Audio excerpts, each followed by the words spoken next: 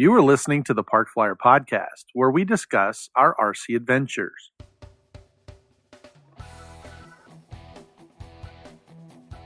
Welcome to the Park Flyer Podcast, where we discuss the ups and downs of the new RC Flyer. Join your hosts, Michael and Jay, as they take flight at the park. Now on with the show.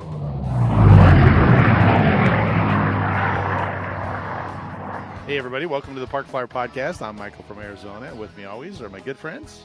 Jay from the hills of Texas. And AK Mike in Texas. And it is a beautiful day again today here in Arizona. And actually got to go out today and fly an Extreme Flight MXS 73 inches on a DA70. What? Yeah. So before we get started, how about a word from our sponsors? Okay. Let's have 2 words. Or 5 words.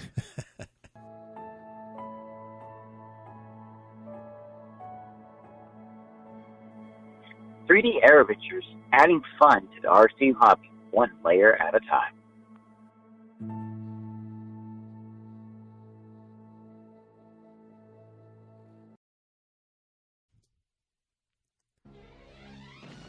Feeling weak and powerless? Sounds to me like you need A-Power batteries. When someone needs the best, they always choose the A-Team. A-Power batteries. Get on the web and get yours today. And we're back. Welcome back to the podcast. And yes, I was able to go out today and actually fly. Actually, Barry called me and he's like, "Hey, we're going out to the field. You know, you should come out." And I'm bringing my my DA70 73-inch MXS from Extreme Flight. So I showed up and he had his turbines there, and I was busy doing stuff, but I wanted to go because I haven't seen him in a while, so I didn't really take anything. And when I got there, he's like, "Here you go," and he hands me the MXS. So I took it out there and flew, and it was funny because most of us are used to flying EDFs, right? So you're good for what, 3 minutes, 3.5 minutes. Right. When you're flying a turbine, we've been doing a lot of that. So you're good for maybe 2.5, 3, 4 minutes. Now, doing 100 miles an hour, it goes by pretty quick, and it feels like you're up longer than 2 or 3 minutes. So I take this up, and the timer on the radio goes 16 minutes. And you're like, that doesn't sound right. End? Oh no, it was right. Oh, really? Yeah, I flew till my neck hurt, and then I'm like, okay. And Barry's like, "Well, here, let me fly it." So we flew for 12 minutes, landed, and still had half a tank left. Wow. So it was a lot of fun. We threw the thing around. It flies just like my smaller. I have an Extreme Flight MXS 64-inch, and it's the baby metal one that Jay and I took down to Texas and let Jay fly, or crash, or whatever he calls it. And anyway, it flew just like that. It was very surprising. It had literally the same characteristics. The only thing that I would do differently is that I would put a DA100 on it. Okay. Why is that? Because I came down low and I tried to hover it, and it hovers really great, but then it starts to torque. And as you give it more power, normally you guys have flown my DA120. If you give it power, it's gone, right? If you come up into the vertical and you cob the power, it's going vertical. Well, this one didn't do that. It would hang, and it would slowly start going up, going up, and then I have to push forward to get out of it. So I think with a DA100, is that a prop choice issue, or is that a? Well, the prop was the recommended prop for the DA70, but I just think a little bit more horsepower would make that thing. That usually solves most of our problems. A little more horsepower. I'm not saying a lot more horsepower, because DA100 and a DA70 are fairly close. You put a DA120, you're talking 2 cylinders now instead of just 1. But it was recommended for this particular airplane. So I don't know, Mike. Maybe a different prop would have changed it, but I don't know. I didn't get the yeah. I guess the only way to know would be to try it and see what happens. Yeah, but because if you put a lot of torque on that thing, the engine's going to just only go as fast as it can go, right? That's correct. And you know what? Honestly, it was running a little rich, so that may have been a little bit of it too. We probably lost a little horsepower because it was running so rich. It was a little cooler when we were flying it, so it sounded rich. And I only flew it, that one time. So, and then unfortunately, I had to make a few pit stops along the way. I was kind of swung by there on my way to do errands, but otherwise, I would have got to fly the L39 turbine to you. He's like, "You sure you don't want to fly this?" I'm like, "Dude, I'm already late." I so wanted to do it, but I just was late, and I'm like, "Yeah, I got to get going." So, but anyway, it was a good week, and I think we're supposed to have rain the rest of this week. But, oh my gosh, rain in Arizona. Yeah, they say that, and it may sprinkle, and then they go, "Hey, it rained." That's rain. Yeah, exactly. Mm-hmm.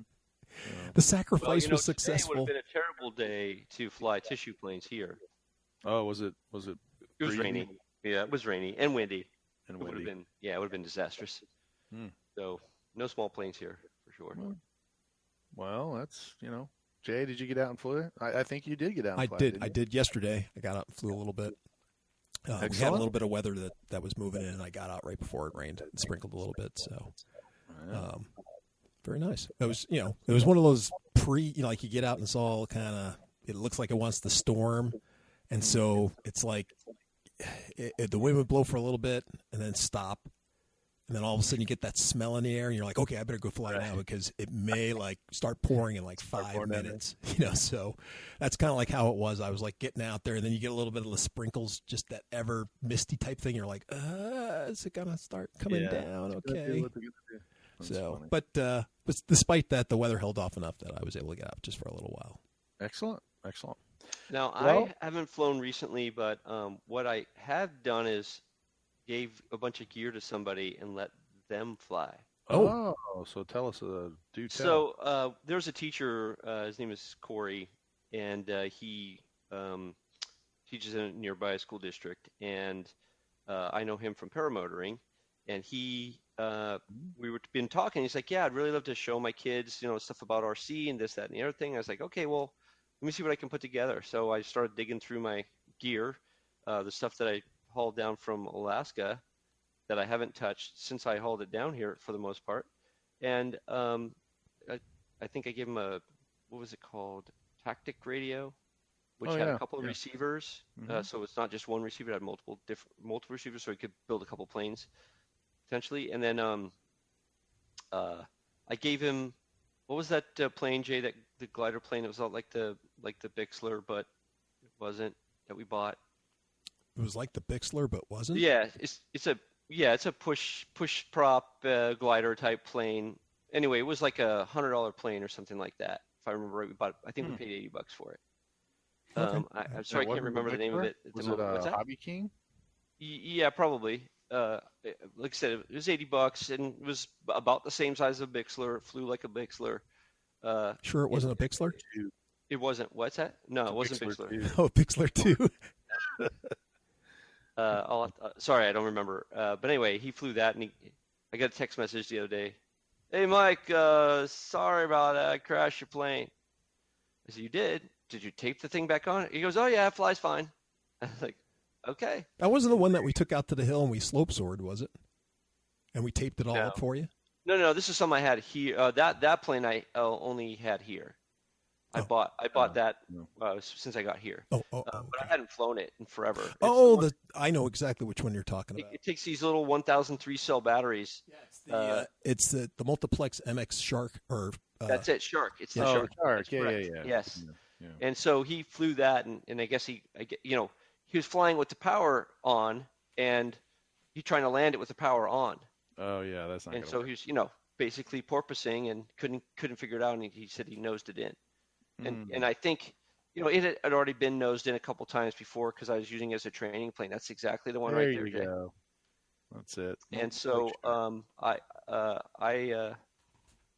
so he took that and I said, yeah, just put some glue on it, put some, whatever. Well, I broke all the stuff. I said, yeah, it's fine. If you have to put weight in the back, that's fine too, just so it'll CG out, Sure. whatever. It's a foam plane. It doesn't matter. Yeah, that's the one, Jay. That's the one. It's like he's Vanna White showing. Oh yeah, I agree. Use your hand motions. There you go. Thank you. There you go. Yeah, Yeah, there you go. turn the tile. He's not as good looking as her, but I'll say that he's doing a good job. Oh, if you're listening on the website or listening on the podcast, make sure you go over to the YouTube channel at the Park Flyer Podcast YouTube, and you can actually subscribe. You can see Jay in his Vanna White, role.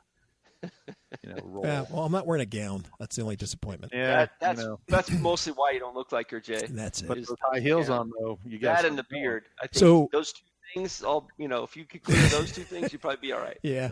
Hey, so to give you a little insight on this particular plane, if you remember, we got these on sale. It's kind of like when you got not at the same time that you got the fundraiser, but from that same company, right around the same time. And it was like 50. This was on sale for like 50 or 40 what was it, that bucks. Warehouse, Friday Warehouse, or yeah, Saturday Friday Warehouse, whatever. Yeah. Weekend. It was weekend warehouse. That was Weekend Warehouse. That's right. And they were just cheap. Yeah, they were dumping these things for like 40 or 50 bucks, and I called everybody up, and we got one. Now the cool part about this plane is that you can actually get floats for it. And they basically have an enlarged nose that slips onto the front, and it allows you to take it off of the water as well. But unfortunately, those are hard to get. But that was when I saw that, I was like, hey, that's kind of cool. Just because I like float planes. And I just thought but it's a great little plane. It flies really nicely. Really, from a first plane perspective, if you just can figure out how to be hands off when you land it, and just let the thing glide in and land. Mm-hmm. The problem is you got to be 6 miles out because that thing glides forever. Oh yeah, glides forever. Well, speaking of gliders, today's topic is actually about a glider. Yes. Yeah. E-Flight came out, I guess it's been about 6 months ago, with the Conscendo. Crescendo. Yeah, it's a no, Conscendo. I think Conscendo. And it's a warm liner. And thank you once again to Scott. Mm-hmm. Because he actually got a hold of one and said, hey, you guys, you should put this together and fly it and give it a kind of a review on the podcast. And I know there's several guys on the E-Flight website that have already kind of reviewed it, but this was our first chance to, kind of talk about it. And Jay basically opened the box and fell apart. And, I almost feel kind of cheated as for trying to give a build review because there really is no build review. You just shake the box and it just pops out all together. Embarrassingly so, yes. Usually most planes, when they say they're ARF or ready, almost ready to go or whatever, that means you have 20 hours to do something, or, typically, ready in, just a few minutes usually means, okay, well, you got half a day, then you can probably get it together or something along those lines. Rest of the day. Really, guys, this thing impressed me just from the construction point of view or engineering wise. Because I think you must be disappointed though, because, you usually like to I don't like the way this thing goes together. I'm going to mod that and make it better. Right. Well, so like you said, this one's the Evolution. So it's the third in the series because there was two other ones prior to this. Around 2015, they just had the Conscendo or Conscendo or whatever you want to call it. It was, and that was somebody please call in and tell us. Tell us what the name of it is. Yeah. What do they call Mike? 830-444-4943. Let us know. Please. So anyway, guys, the first one was supposed to be just a trainer, right? So it was only, I think it only used 2 cells, and that was it. And it totally was, first plane glider type setup, no power. So it was kind of weak in a few areas. So the body was a little weak. The wings had a little bit of flap to them. So then they came out with a second one. I think it was the Conscendo S or something. And that one had a little bit more powerful motor, but they used the same airframe. And so they were having a bunch of problems. I guess the tail had would have a lot more twist in it. Like I said, when you would start diving this thing or flying it very fast, you'd get a little bit twist in the wings and just a couple of other areas where I normally would say, okay, it's time to do some mods. Right. So this one, they definitely, from what I can see and from what I read and from what everybody was saying, the foam is way denser. It's I'm trying to think of a plane that would be good to. I guess maybe some of our FMS planes kind of have that kind of dense foam. So it's kind of heavy. in some areas, but I mean, it's really, really stiff. Small Is it beads. an EPP foam or an EPO foam? Oh, it's EPO, but it's really dense EPO foam. So it's almost like something that you'd pack your television in. yes. Yeah. Okay. Yes. So I mean, you bounce it off the ground? Yeah. What? Well, you know how you pick up some planes or EPO planes and you leave your thumbprint in it, Well, that doesn't happen to this plane. You can grab it and manhandle it, and you won't leave dents in it, which is good. And the plane's not like heavy, so they did some engineering. Things are hollowed out, but it definitely not to say that that they added a whole bunch of extra carbon and extra stuff into it. I think they kept the main structure of the plane about the same. They just made the foam denser, and thereby it stiffened it up a lot. Pretty impressive. Yeah, pretty cool that they were able to do that. Yeah. Oh, I know exactly what plane this is. Remember my old multiplex warm lighter that I had? The AZ Blizzard. Mike? Yeah. I had it up in Alaska. Yeah, it's a Blizzard. Yeah, the Blizzard.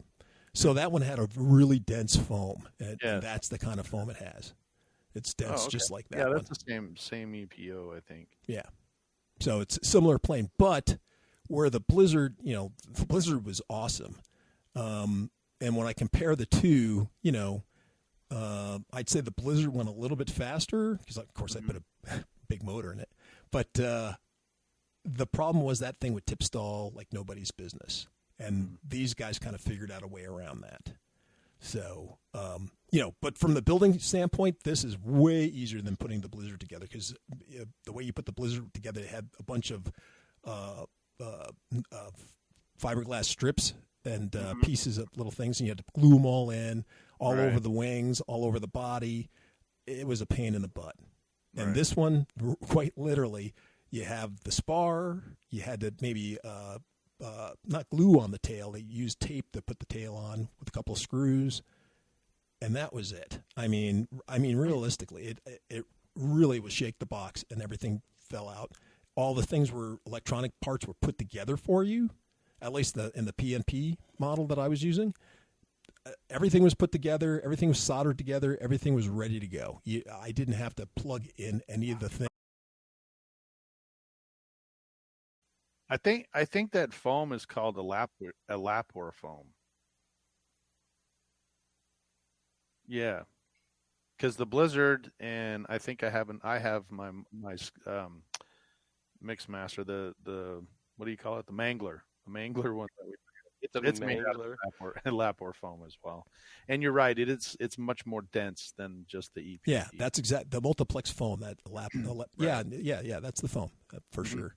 So that's what the foam that they're using. But so putting the plane together was fantastic. Quite literally, if you were slow, drinking a Coke, not paying attention, and not trying hard, 10 minutes to put the plane together. I mean, and then the nice part about it, you keep the box because definitely if like we were flying out for the electric festival, you would ship it in the box. You would just take the box with you, and you bring the plane with you when you go places. So that's a plus. So it's really nice. But after putting the whole plane together, like I said, after my 10 minutes of not paying attention, the hardest part for us prior to us flying was the programming of the plane. And how was it? How do you mean that?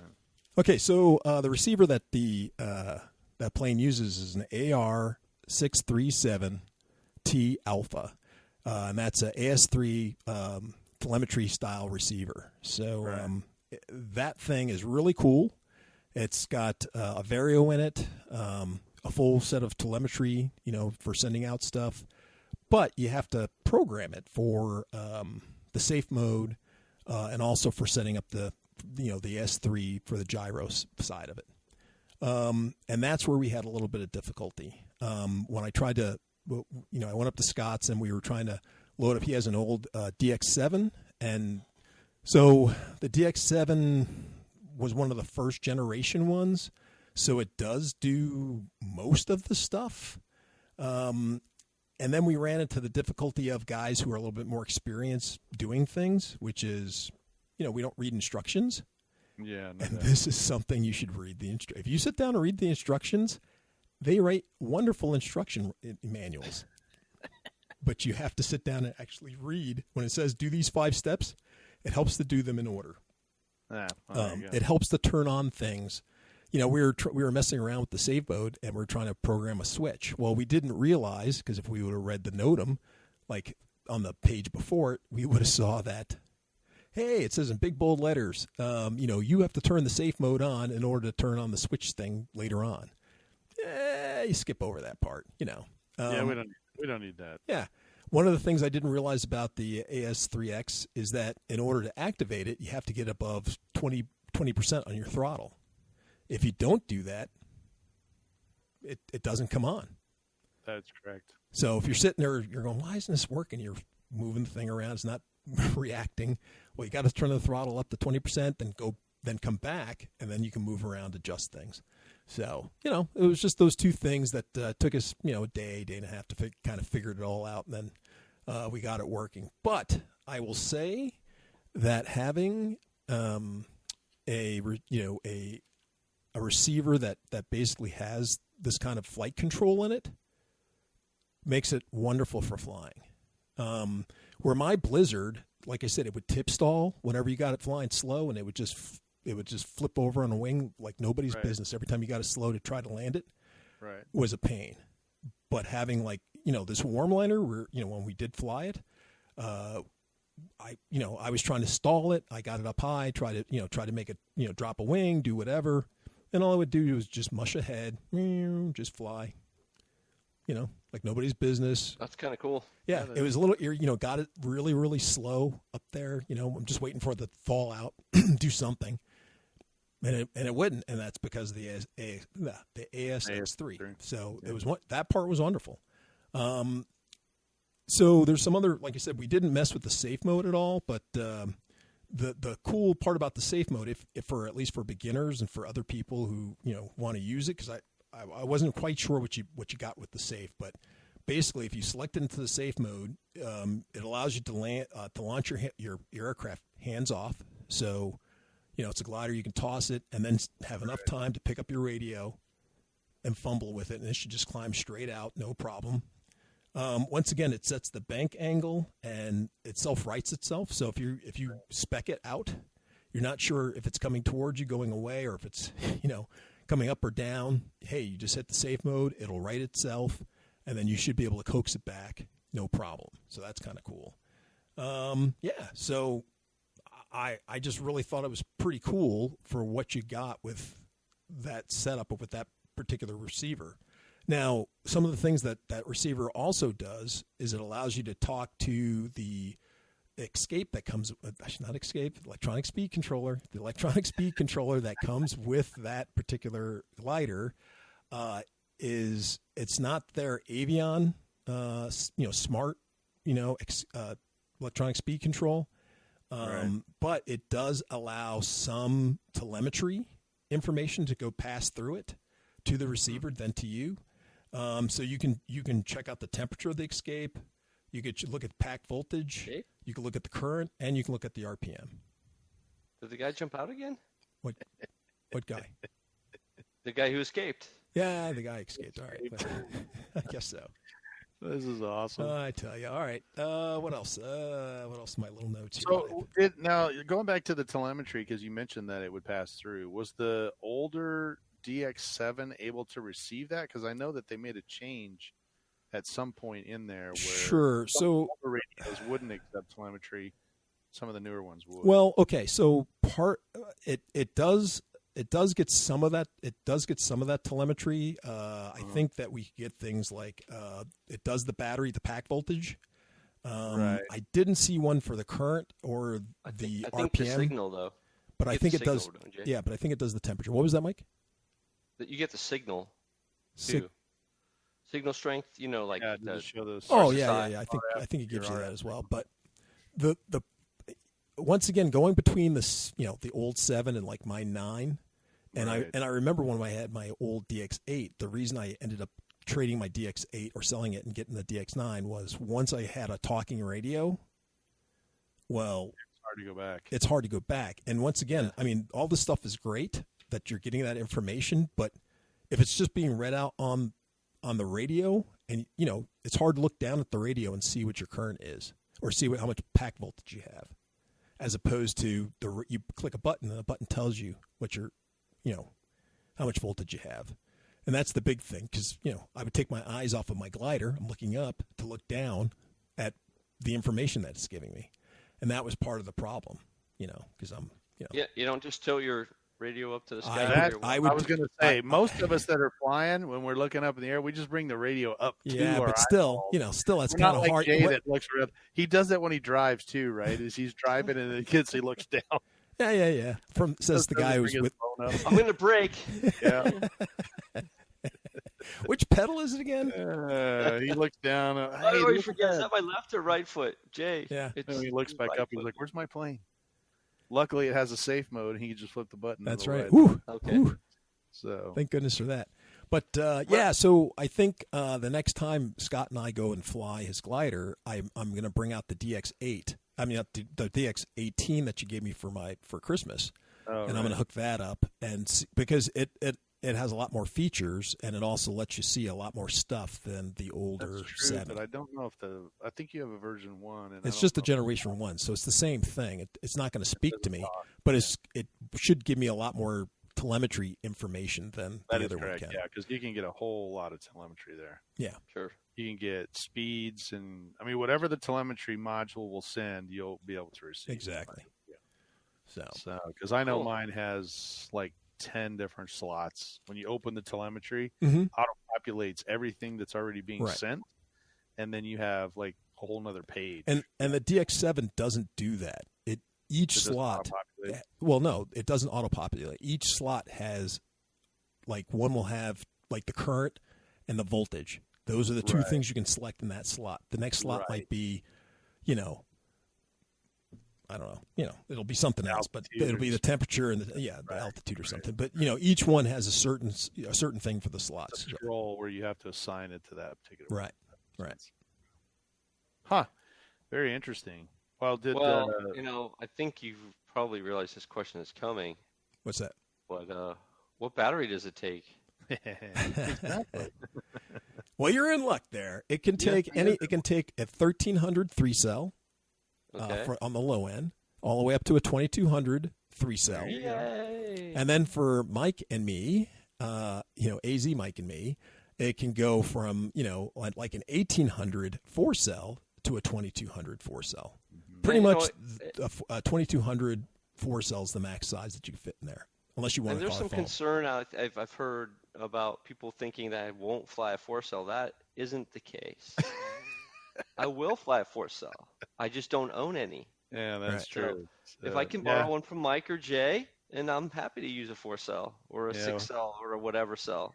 We got to give a shout out to Philip because he actually threw a comment on our YouTube page about Mike and said that he get bored with the 3-cells and move up to a 4. But it has everything to do with the size battery and the charger, and just wanting to stay in a specific. Well, I mean, it's a matter of in any one of my planes that I own, in all of my stable of planes, the same set of batteries. I just bring all those batteries to the field, and whatever plane I feel like flying, I just stick one of those 2200s in. That's true. I never hear you go, man, I forgot to bring X battery. Exactly. I forgot to bring I never say that, exactly. Except for when I'm flying that Shark, when I needed those thousands, and I didn't have the batteries for that. Then I was like, oh, man. Well, if it makes you feel any better, Mike, the most of the airplanes that I take to the field all use the same battery as well. Right. They use the 6-cell monster batteries. That's right. 5,000 milliamp 6-cell. So which is great, right? So I can definitely move to that space when I have enough money to be able to pay for planes that are of that caliber. Then I will definitely do that.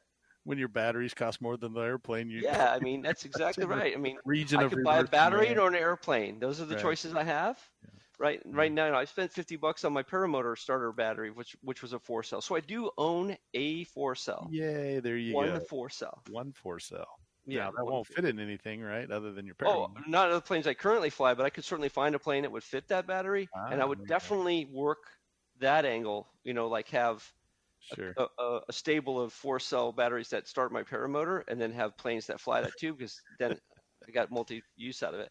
I got one battery, and I've got 5 airplanes that use the one battery. No, I would have multiple batteries at that point, because they all work in the paramotor at this point. Right, see? right. It's dual purpose. Hey, come on, guys! You remember I used to have one receiver amongst like 3 or 4 planes. So, oh no, I remember that. I did that myself way back in the day. Yeah. Matter of fact, what was it? 72 megahertz. I mean, I'm going to age myself here a little bit.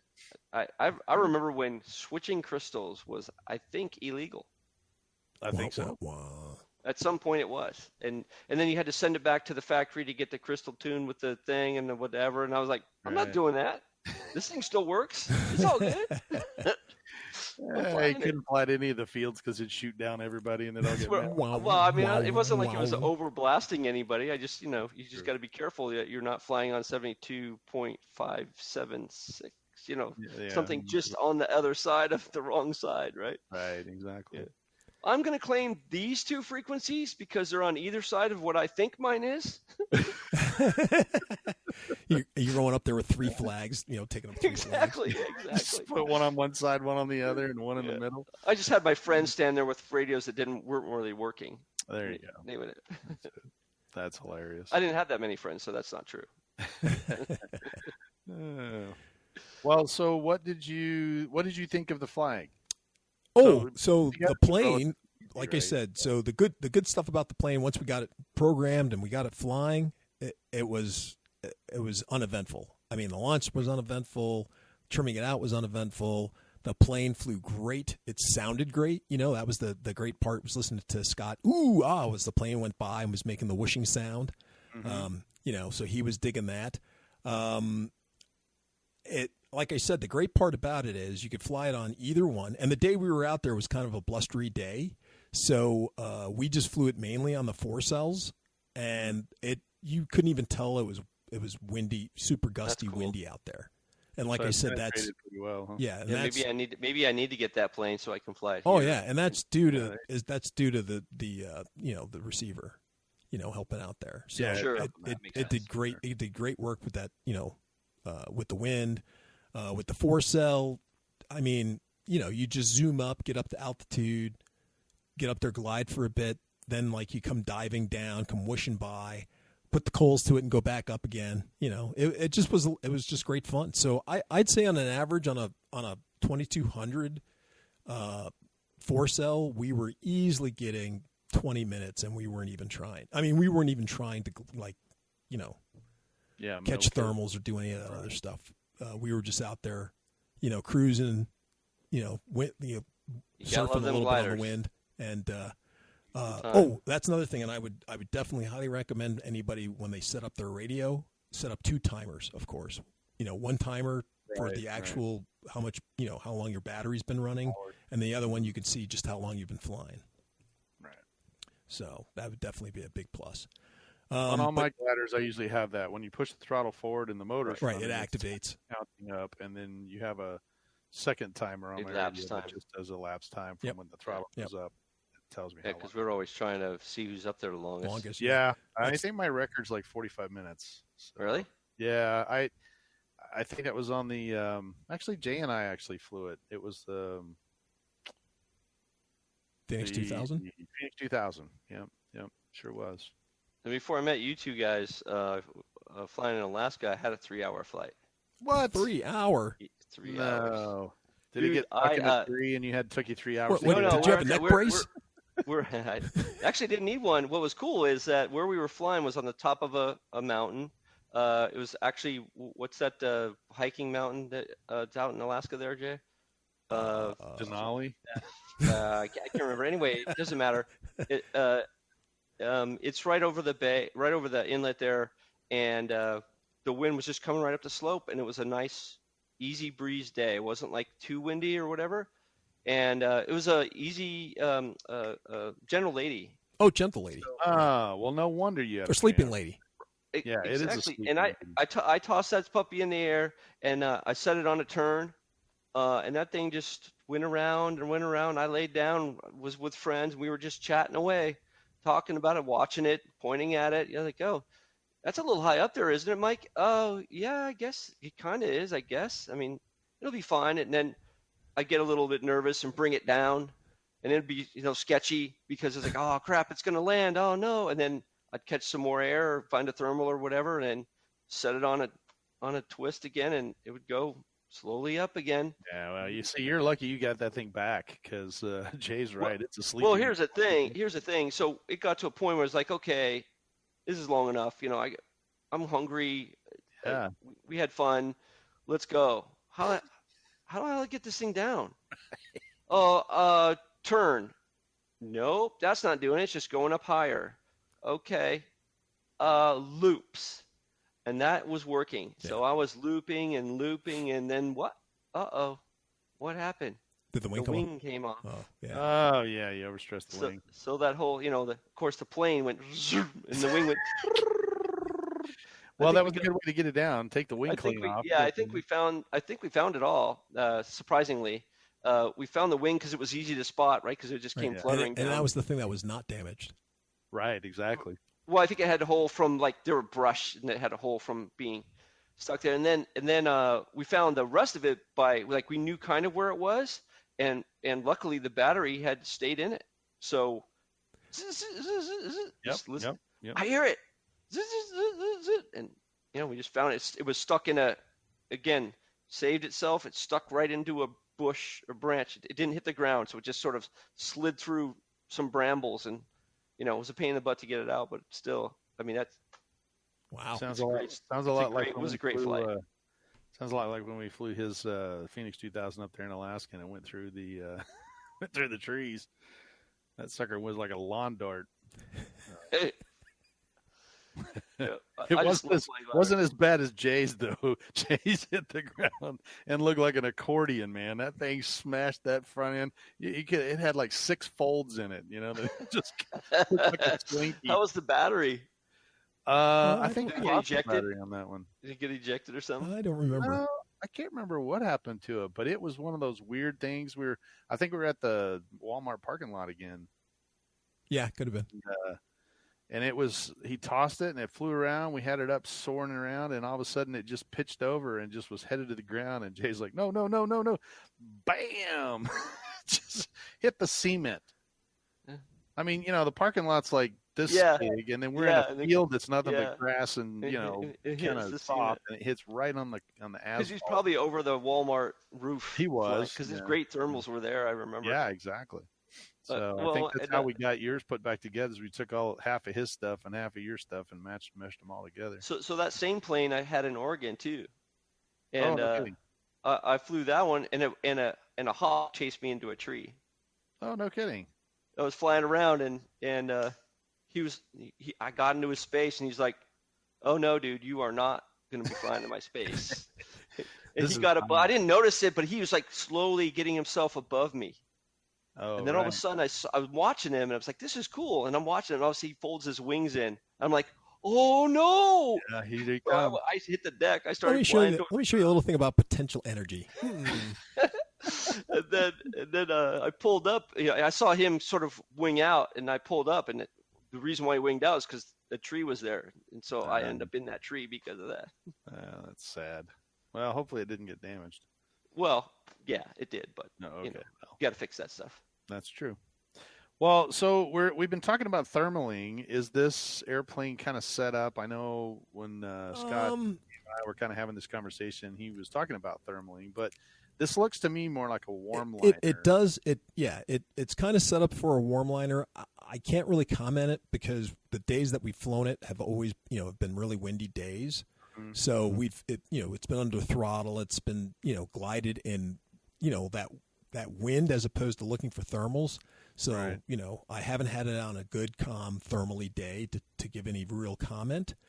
I will say that you probably will be able to thermal it. It won't be as good as, say, maybe like, a 2 meter, Yeah, the ASW. Yeah, well, I think it'll do fine because it does have a the receiver that it does with the AS3X, because you can slow it down and fly it really slow, right? And not have to worry about it falling out of the sky. So you should be able to get reactions. Right. Now, what I don't know with most gliders, right?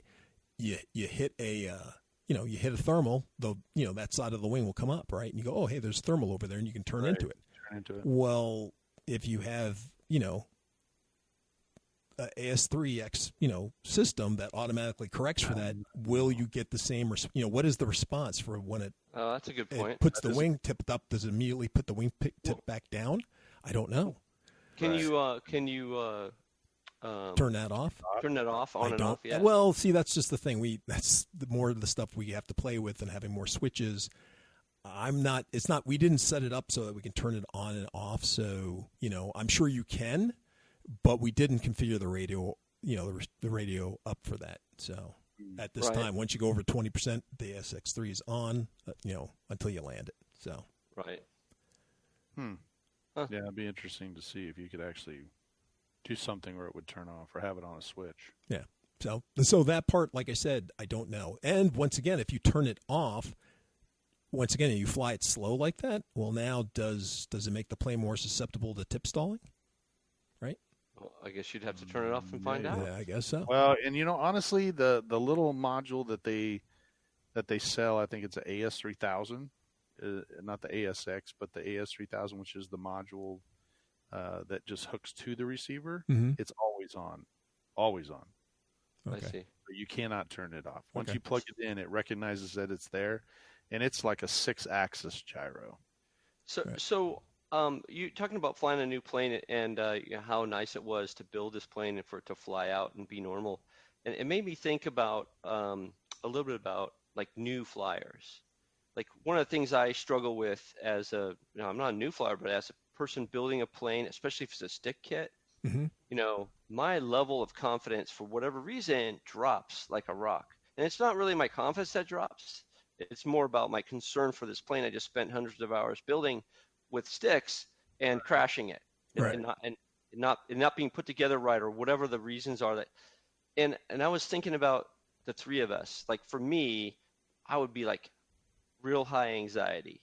Like on a scale from 1 to 10, my anxiety would be up at 8 or 9, easy for a new plane like this. If it was for the fun jet, I didn't even spend much time on that one. And Yeah, the my fun anxiety was really high. and And Jay's sort of in the middle there, and I'd say Mike is less so.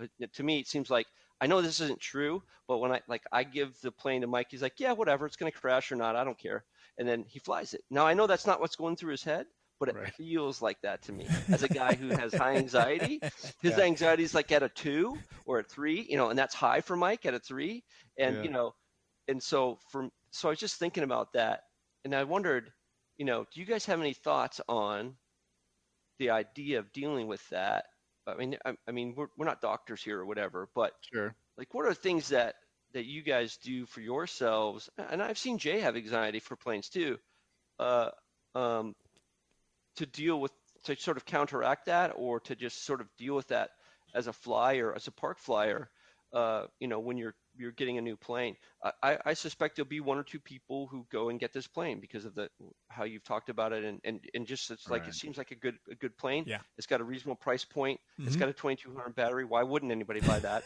And so I just wondered what's your feedback on that whole idea? Jay? Well, that's a good question, because some it's funny, right? Some planes I don't have any anxiety about, but I'll give you a good example. I got a Christmas gift, and it was from AZ Mike, and he got me this plane. I was all torqued out about it, not because it was beyond my difficulty. It wasn't because it was super special, that like it was something that I always wanted, I always wanted this plane, but it was just that, he gave me this gift, then he showed up, we put it together, built the plane. And then when I went to go fly it, I was so nervous, and it was just one of those things that, hey, he got me this gift, we're going to go out and fly it. And I just got, for whatever reason, I can't quantify why that particular plane, but I was so nervous to fly that thing, and it just freaked me out. And I was just like, I don't know why I'm so freaked out about flying this gift that I've gotten. But I guess it was just the fact that he got me this plane, we put it together, And then I'm flying it, and I'm like, oh, man, I sure don't want to wreck it or do anything to it while he's here, right? Because here's this gift he got me, and then smash. Right. Right. Didn't care about that thing. Right, exactly. I don't know. Right. So I guess it just got to me, and I got really nervous about flying that plane. But, I mean, the way I fly planes is whatever new plane it is, my anxiety is high. If it's an older plane, like the Fun Racer, I still have anxiety about that plane because it's just so fast. But I don't I don't feel that way now because I've flown it enough times. So I'd say I probably have a 3 or a 4 when I'm flying that plane. Right. But sometimes that thing gets to whipping, and it's like, oh no, it just feels like, for whatever reason, it just feels out of control. But once I've flown it a couple times, then I can do rolls or whatever I feel like doing to fly it. So Mike, what about you? Well, so for me, like, what are you thinking even? Well, so that's a good question, actually. Use my Fun Racer as a good example because that's pretty fresh. Like, right, and so the Fun Racer, first of all, for me, I lower my anxiety by making sure mechanically that everything is correct. So if I have, and I obviously want to fly with a little bit more control, right? So I know when we set up your Fun Racer, it was very important for me to have a high rate and a low rate, because with a low rate, you can only get that rate. But if I have a high rate and I get into trouble, I can always flip to the higher rate, or I can launch it in the high rate and have a lot more throw than a low rate, where you're just kind of, if it's headed to the ground and I pulled all the way back, I got nothing, right? It's going to the ground.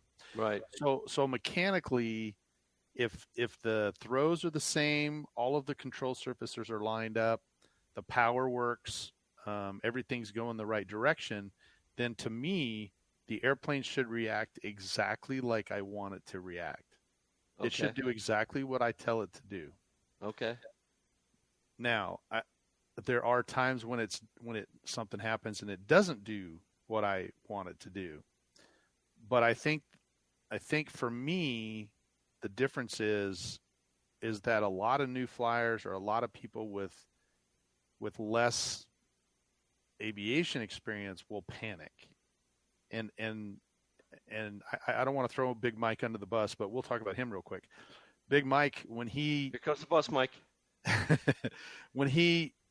Before, right, and in the past, he's panicked and he starts pulling on the sticks, trying to figure out what the airplane's trying to do. And to be clear, I've done the same thing. A lot of people have, right? Yeah. There's a difference because your anxiety level now is through the roof, and you're trying to get the airplane to react some way that makes sense in your head. And because of the many years that I have flying both inside the airplane and outside the airplane, I just think my thought process is a little bit different. Whatever control I put in is so minor. I mean, you've watched me fly. I hardly ever move the sticks. I mean, I'm not banging the sticks unless I'm flying 3D. Right, where I do, yeah. Where on a maiden or a new airplane or whatever kind of airplane, I'm just going to let the airplane track out. And if I'm not putting out any inputs, the airplane should do exactly mechanically what I want it to do. Yeah. Then when I go to put an input in, it's a slight input to get it to turn left or right or to climb. If that input does anything other than what I want it to do, then my brain goes into that, okay, what's happening? How do I correct it? If I pull back and it pitches over, it's an automatic pitch forward to get the reaction, right? Right. So I think part of that is my experience as a pilot, and part of it is an experience for many, many, many hours on the simulator. Sure. And that's something that you have for sure that I don't have, which is I've never had a simulator I had a simulator, but it wasn't like the one you had, the real flight one, which I know, like every person I've ever talked to about flying planes, I said, you know what you really want to do? And they're like, yeah, practice. And I was like, yeah, but not with your plane. They're like, what? Mm-mm. Get a flight simulator. What do you mean?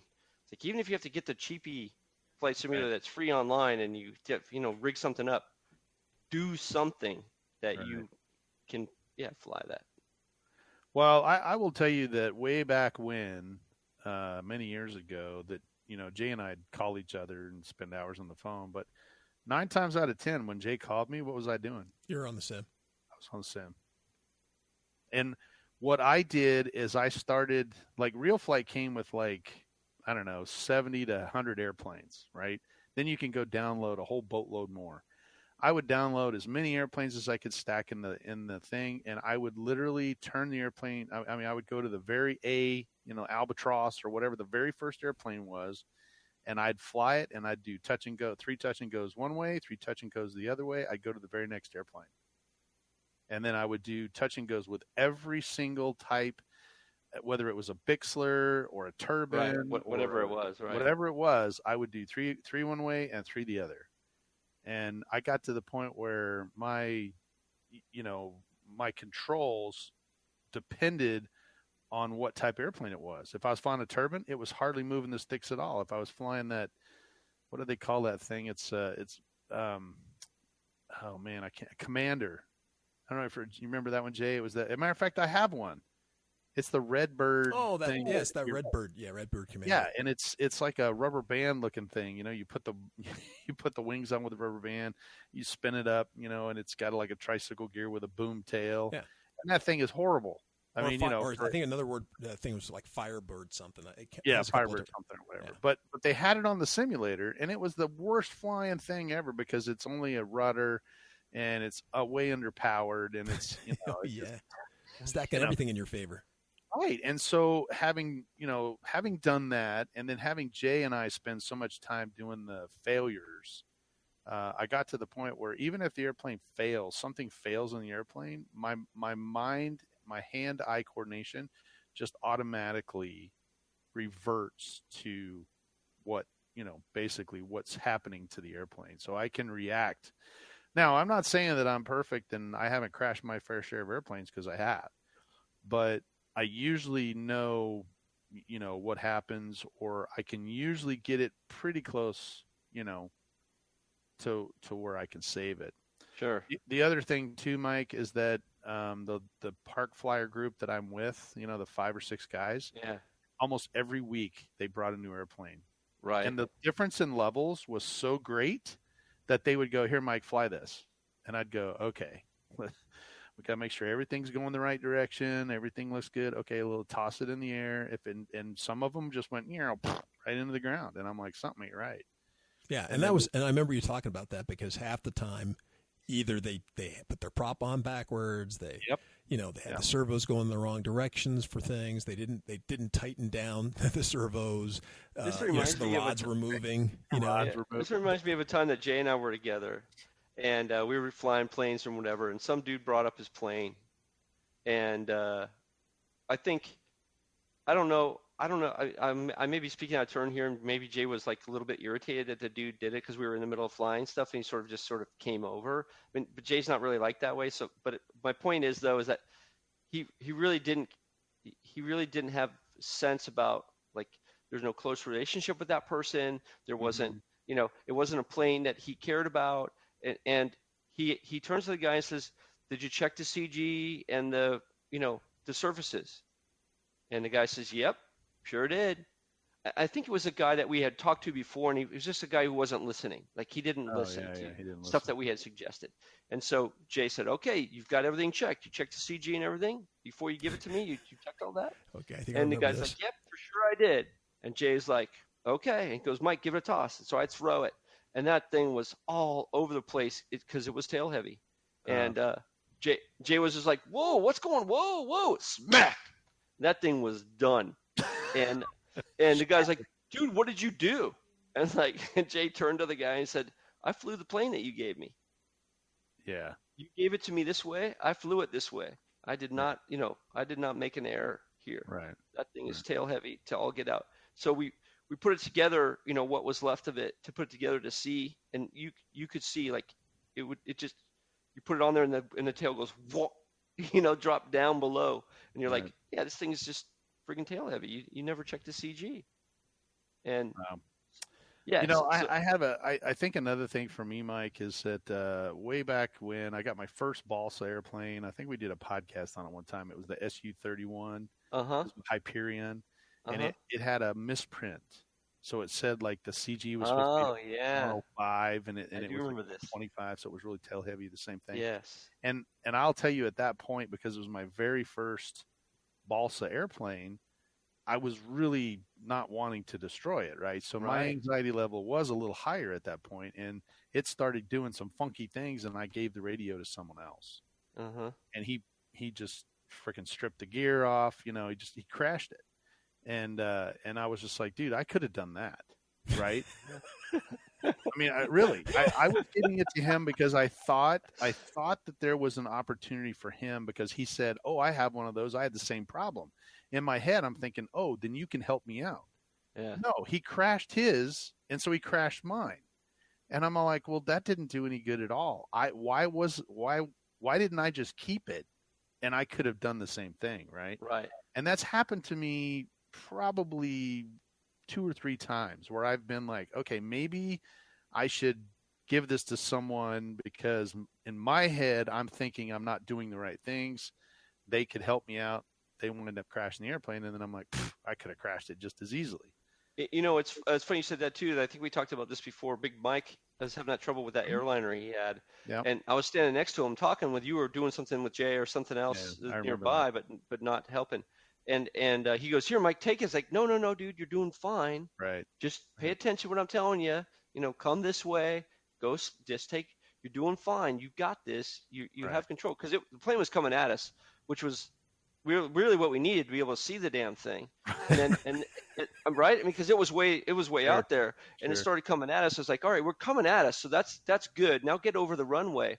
Well, I don't know how to do that. It's like, you just push it left a little bit, not that way, the other left. Right. It was just because he was, as you said, he was panicked, and he I get why. Like, I would have been panicked too, because he spent a good amount of time putting that plane together, and it really was a nice looking airplane. Yeah, it had sound and everything. Had an interesting color thing, and sound and everything, right? It was very cool. And he ended up putting that plane landing it, which ended up being cool. And I think that's the other thing too, is like you're a guy who's ready to help, but to be able to I think I'm too quick to take the control from somebody.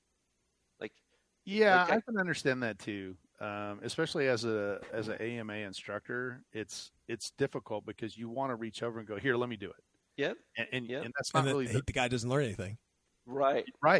And at the same time, though, you've got to watch, because you can't wait until you make this like in a nose, especially if you don't have a training gear set up. Yeah. Right. Exactly. Yeah. And I've had guys do that too, where they, they're already in this graveyard spiral headed down at Mach 4, and there's no way. With a trail of smoke behind it with flames. Yeah, exactly. And then, well, here, save my plane. And you're like, not me, The Jack. wing guard already snapped off, dude. There's no way I can save the plane. Right. You already. Where's the self-destruct button? Doosh, there you go. Exactly. But I think that the biggest part, and I know this is easier for other, for me to say versus other people, but that not panic, the big panic that comes in with your anxiety level. Yeah. I think that a lot of guys go into these first flights or maiden flights by saying, okay, don't crash. Don't do that. Yeah. Don't do that. Try to get out of that and try to go into and Jay and I were talking about this one time when actually the airplane that he was, worried about. And I go, look, if it's set up correctly, it's going to do what you tell it to do. Right. That's what you should expect. So just take off. Don't jerk the airplane off the ground. Let it fly off the ground, and then do what you do with every other airplane in your, basically in your collection. When we flew John's Cub at the Electric Fest, I think Mike and Jay had both flown before me, so I knew it was relatively great configured plane, right? I wasn't worried about that. Now it's just a matter of, can I land it without crashing it? And that was my main concern. I knew I could take it off, but was I going to be able to put it on the ground without? And, to the credit of that plane, I think if I remember right, I landed it hands off, and they were like, wow, that was a really good landing. Yeah, I didn't have any hands on it. And they're like, what? Yeah, I landed hands off. I let go of the sticks. Right. You're kidding. It's like, no, that thing just landed on its own. I didn't do anything. I think it had a gyro in there too. Yeah. It might have, whatever was configured. I'm not trying to say one thing or other. I just know that I was like, okay, let's see what this thing can. I think it did have a gyro because I was like, let's see what this thing can really do, right? And I was just like, I had my fingers near the sticks, but I was just like, hands off the whole way down, and it just went. Whoop. I mean, it was awesome. I guess the other thing, it's kind of funny you brought this up because when I was out in the field today, we had a guy that was flying a F-18. It was Blue Angel's little That's the a Hornet. E-Flight. Yeah, the E-Flight one that they just came out. It's kind of EDF, and his takeoff was a little questionable. And I said, well, maybe I should go.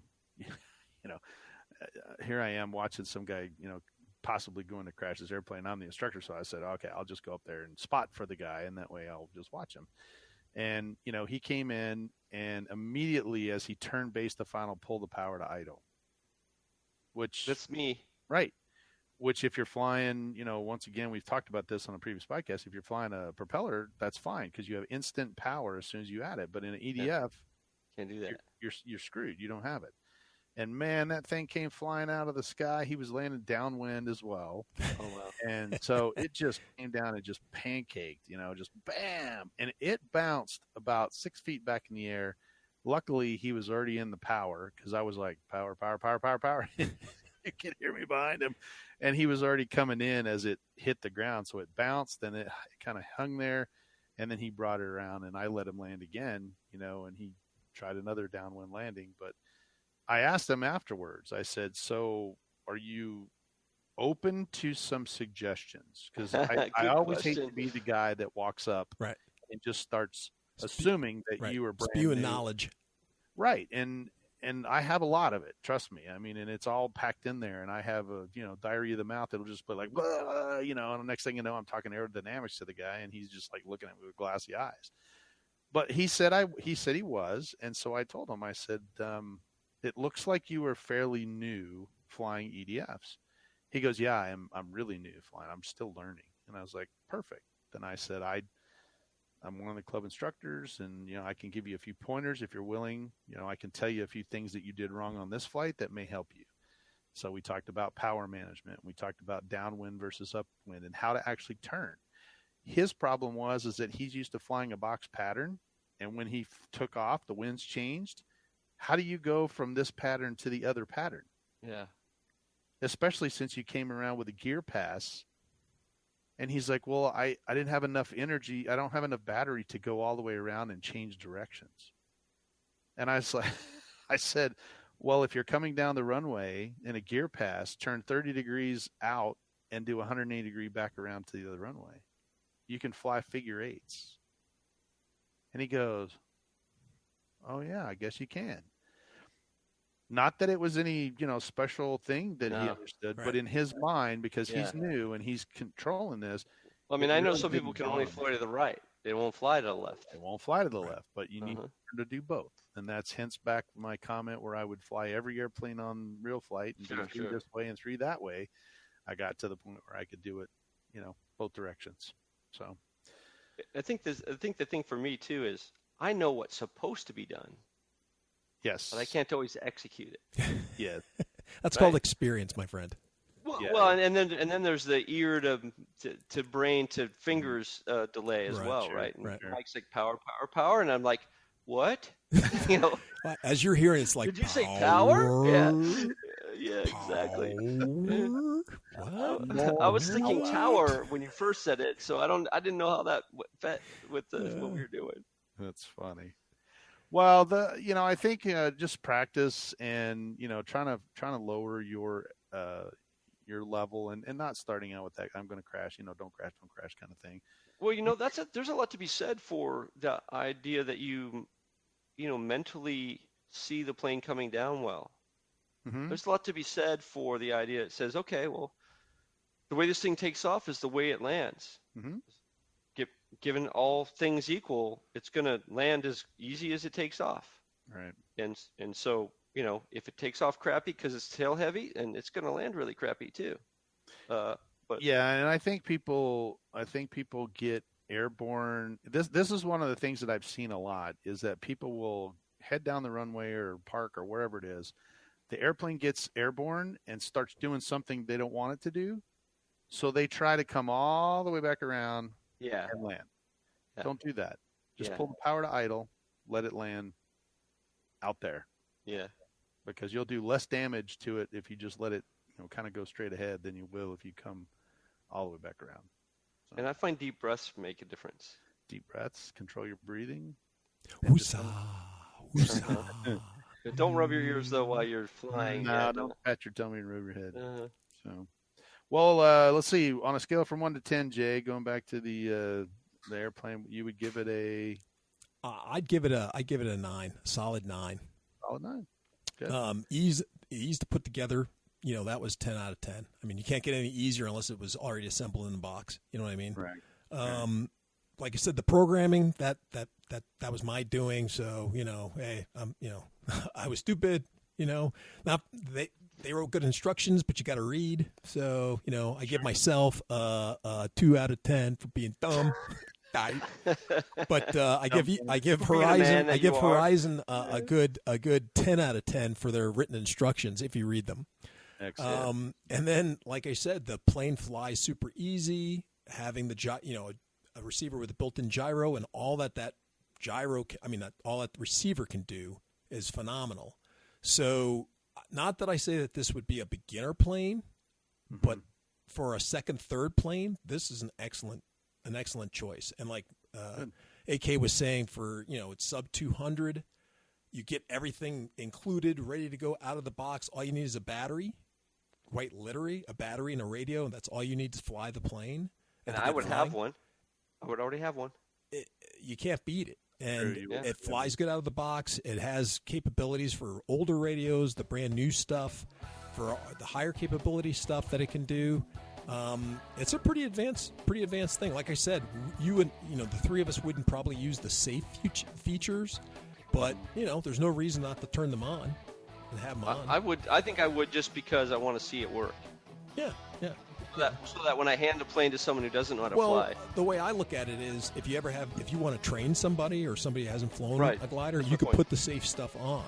And they could fly it and not have to worry. Or just let them fly it normal, and then when they're not doing well, just click. Yeah. Or as they get used to it, you can click it on or off, or whatever. So, from that standpoint, I mean, it's a great setup for what they did. So they definitely they definitely hit it out of the park with this particular model. Good. Oh, we know that the Draco is now in stores. Yes, it is. You didn't say Draco. So yeah, if you have one of those, shoot us an email at parkfilepodcast@gmail.com. Tell us what you think. I have two friends of mine that actually just received theirs. One of them called me today, Scott Berryman. He's out in Denver, and he was at the hobby store and had called me and said, "Hey, what's the story with this Spectrum battery?" I go, "Oh, funny, you should listen to the other, just the last podcast." He hasn't caught back up yet, but I started laughing because I'm like, yeah, our last podcast, we were just talking about it. But he bought the Spectrum that only went with their charger, the smart technology, and had to go back to version 1. So he was returning that one and getting the other one, and he called me to verify. So I'm interested to hear what Scott thinks about it. He was headed home to charge his battery and get it in the air. Oh, cool. So he thinks it's going to be a pretty good, just throw in the back of the car, go fly anywhere. Fun. And then one of the guys out of my field has purchased one as well, and hopefully I'll get my hands on it here sometime in the future. All right, cool. To look at it. But I do know there was a limited run to some hobby stores, so if you were not able to order one, check your local hobby store and see if they have one in stock. It comes ready to fly. And hopefully we'll have more details on it as people start, kind of getting their hands on it and going. Sounds like fun. It does. Other than that, our hour is up. It sure is, buddy. Man, it's time to go. But we appreciate you joining us here on the Park Fire Podcast. And we're looking forward to seeing you here in 2 weeks. So I'm Michael from Arizona. And I'm Jay from the hills of Texas. And they came like from Texas. We'll see you in 2 weeks. All right. Let's fly. Let's fly. You have been listening to the Park Flyer Podcast. Thank you for joining us, and we look forward to your next visit. Please give our show a star rating and review, and feel free to email us your questions, topics, or suggestions to parkflyerpodcast at gmail.com.